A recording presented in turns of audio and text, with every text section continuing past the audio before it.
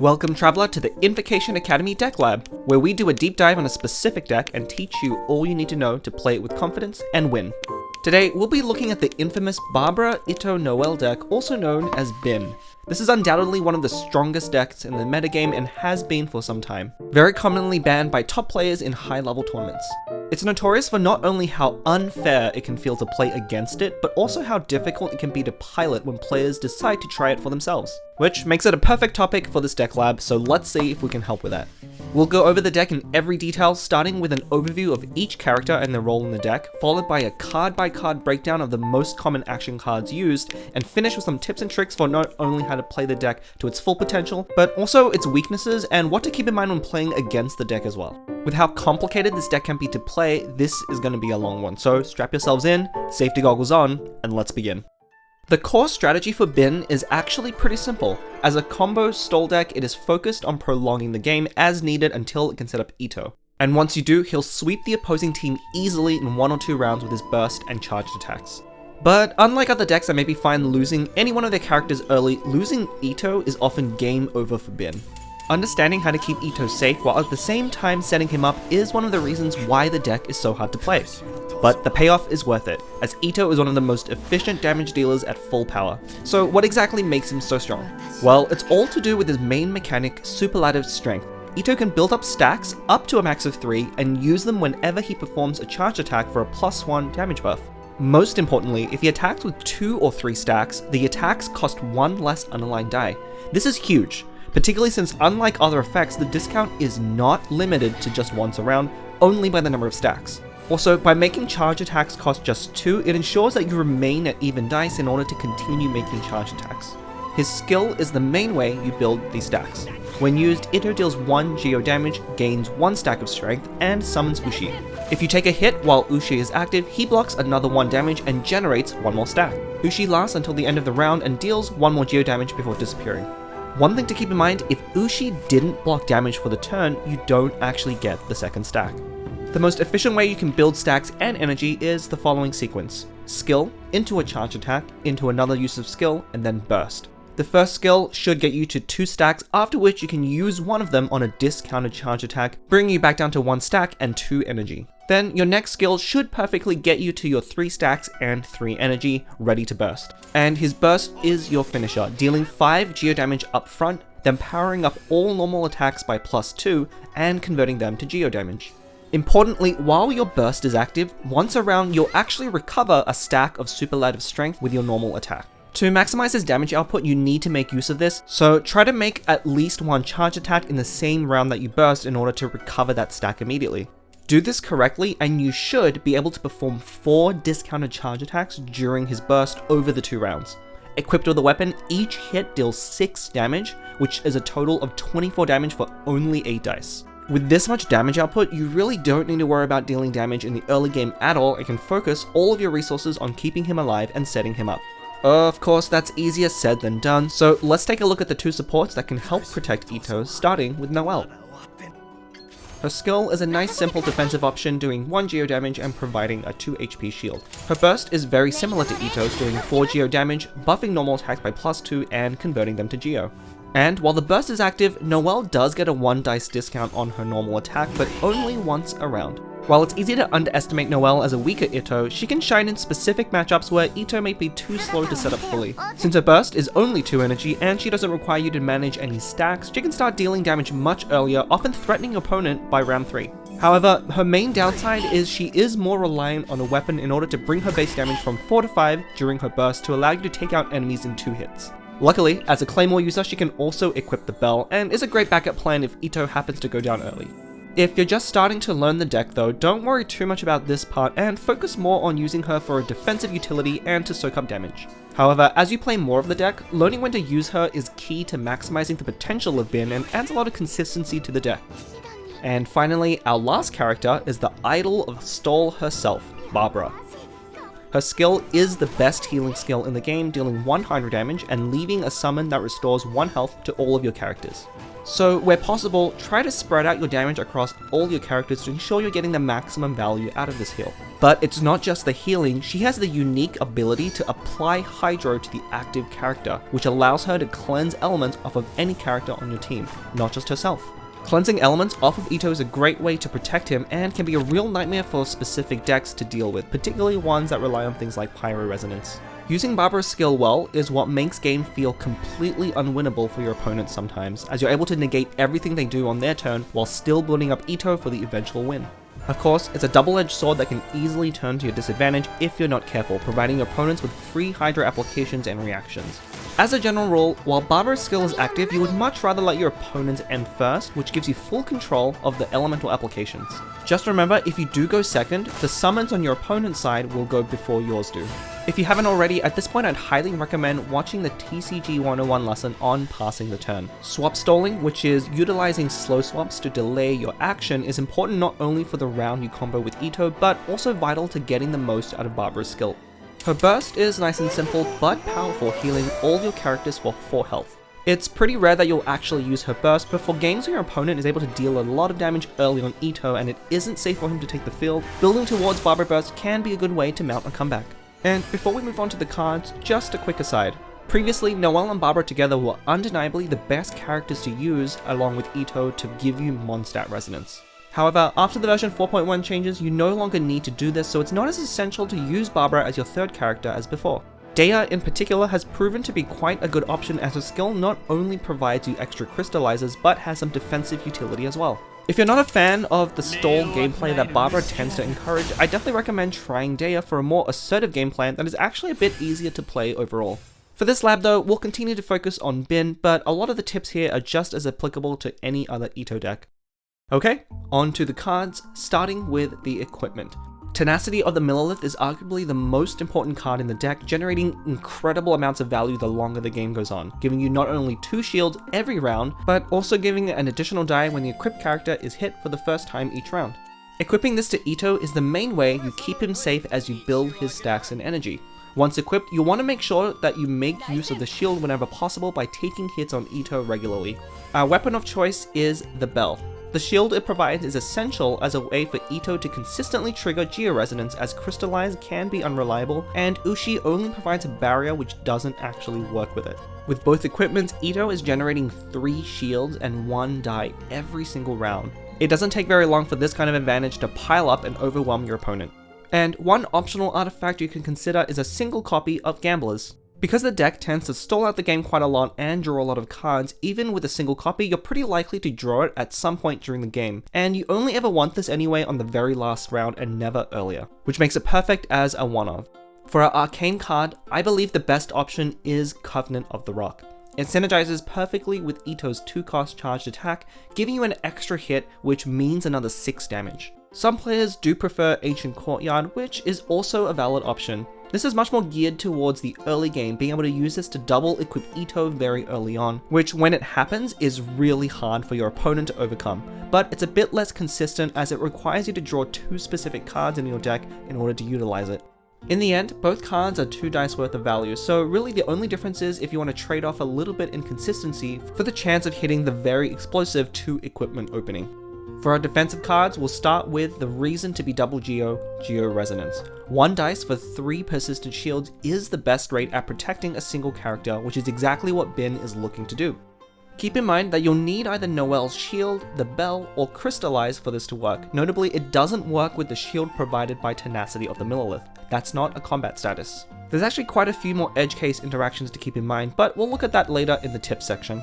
A close counterpart to Geo-Res is Lotus Crisp, which also provides 3 damage worth of shields, but is obviously less flexible as it only lasts until the end of the round and doesn't always block the full amount of damage. But if you use it at the right time, it's just as effective at Geo-Res, and you can set up both at once for an extra 6 HP for just 2 dice. And we're not done with the healing, we also have Hash Browns and Mushroom Pizza. Both still very solid healing options, just a step below the other 2 that we've mentioned. Now you might be wondering, what about the healing location cards like Favonius Cathedral, Wangshuin, or Sangonomiya Shrine? Well, while these are pretty efficient, they do lack flexibility on who you heal, which is quite important for a reactive deck like Bin. It's better to pinpoint your healing when you want it and where you want it. And of course, no stall deck would be complete without some dice generation. Here you actually have two options, Tenchikaku and Sumeru City. Both work to effectively give you one dice each round, but do so a little bit differently. Tenchikaku generates an Omni die, which can be useful if you want to use it for equipments, whereas Sumeru City provides a discount directly to your skills, but has the benefit of working the turn you play it as well. Both are great options, and you can experiment yourself to see which one you prefer, or maybe mix and match both. If you are playing Tenchikaku, just a reminder that each Omni dice you roll counts as a different type already. You don't actually need 5 unique elemental die. For example, with 4 Omni, you would already guarantee the trigger no matter what your other dice are. Vanarana provides a lot of flexibility for how you use your die each round, which is crucial for a reactive deck like Bin. It allows you to end your turn a little early and store die for your big combo turns. If you are playing Tenchikaku, just a reminder that when possible, always play Vanarana first, as the dice you store will count towards the 5 needed for Tenchikaku. Of course, you should still play Tenchikaku as early as you can. It's not quite worth it just to wait for Vanarana first. And finally, Lieben needs no introduction, a staple for pretty much every deck, and Bin is no exception. Because we have Georesonance, we are of course running both Wovens. The deck also runs a lot of card draw in order to find the key equipment and defensive cards. Liyue Wharf is the most efficient of these, and being a slower deck, Bin can afford the high cost. If you want, you can add even more card draw with Strategize. If you are using Sumeru City, definitely include a few of these too. Heavy Strike is our only damage card, but plays a really crucial role in the deck. Not only can it be used to surprise your opponents with a massive 8 damage charge attack from Itto, 1-cost cards are also very important in order to make sure you get to even dice to perform those charge attacks in the first place. Don't forget, you can also just play it without Itto's burst active to get a big hit of 6 damage in, perhaps taking out a key character of your opponents unexpectedly. Sendoff is a great reactive card, particularly as summon decks tend to be pretty difficult for Bin to deal with. How many of these you include is up to personal preference, but if summon decks are popular, you definitely want to keep both. For some one-arms, we have a single copy of I Haven't Lost Yet. Since you can no longer use 2 of these in one round, you'll never want to draw more than 1 in game, so a single copy is perfect. And as a stall deck, you'll mostly be slow swapping to your advantage, but a single copy of Leave It To Me can get you out of difficult situations and can let you surprise your opponents with a fast swap onto Itto with something like a Heavy Strike. The core of the deck are the equipment and the defensive cards, so you should always be playing those. Outside of that though, you have a lot of flexibility in how you build your deck based on your preferred playstyle. Definitely feel free to experiment with different combinations to see what feels the best for you. Okay, so hopefully you now have a pretty good idea of the characters and cards and how they work. Let's look in detail at how to put them all together to play the deck effectively, starting with the opening. The opening hand is pretty straightforward. You want to prioritize your equipment, ramp, and card draw in that order. Make sure to send back all your reactive and situational cards like Food or Heavy Strike. In some matchups, you may also want to keep Send Off, though you shouldn't do so at the expense of the other priority cards. Importantly, if you are using Covenant, you usually want to redraw it as it doesn't help much in your early game, which is where you'll struggle with the most. Send it back and just hope to redraw it later once you're set up.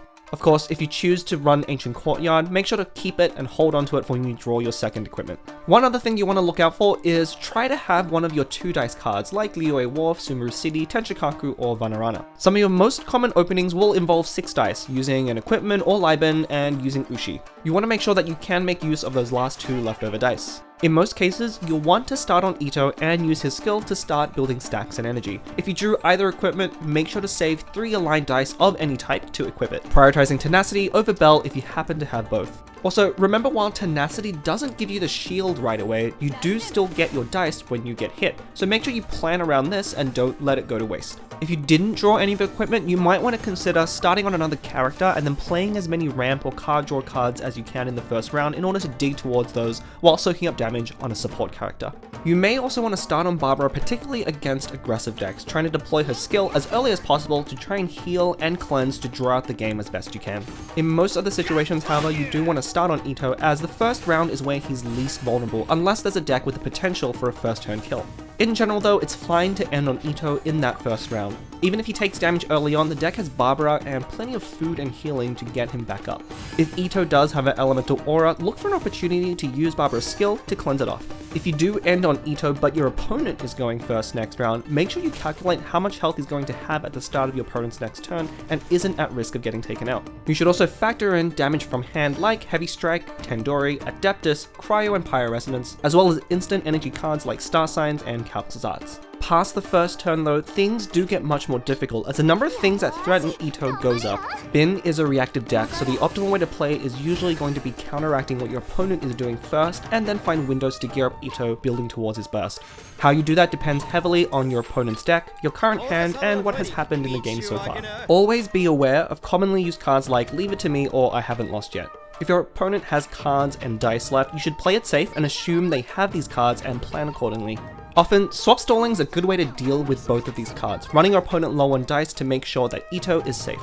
Another way to play around these cards is to save your best defensive cards like Geo Resonance and Lotus Crisp for Itto, using them on a key turn to protect him. You'll rarely want to use these on your supports. And speaking of your support characters, they're not only there to use their skills, but function great just as targets to soak up damage that would otherwise be going to Itto. Most opponents are going to be smart enough to know they need to save their bursts for Itto, but you can use this to your advantage by not playing into it and swap stalling or staying on Barabara and Noelle to force them to make a move first.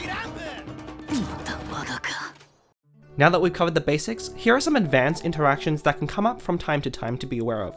Let's start with looking at Geo Resonance. The effect seems really simple at first, but it actually works really strangely. First, as we already mentioned, this only works with combat statuses like Noelle's Shield, Crystallize, and the Bell. Notably, it doesn't work with Tenacity or Ushi. Second, in order to trigger the effect, you have to deal Geo damage. If you normal attack with Itto without his burst, but with the Bell equipped, you'll still get the shield from the Bell, but it won't be buffed by Geo Resonance, so don't waste it.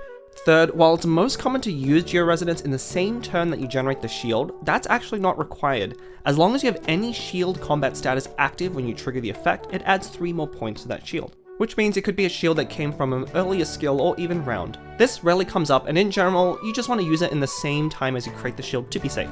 The one time it can matter is if you intend to stack 2 Geo Resonance effects. Now keep in mind, do not play these 2 in the same action. This won't work like you expect and you'll lose the effect of one. But if you buff a shield with Geo Resonance in one action, you can follow up with a second Geo Resonance on your next action to buff the same shield by another 3. Bet you didn't think Geo Resonance was that complicated, huh? The other interaction to be aware of is between Tenacity and Lotus Crisp.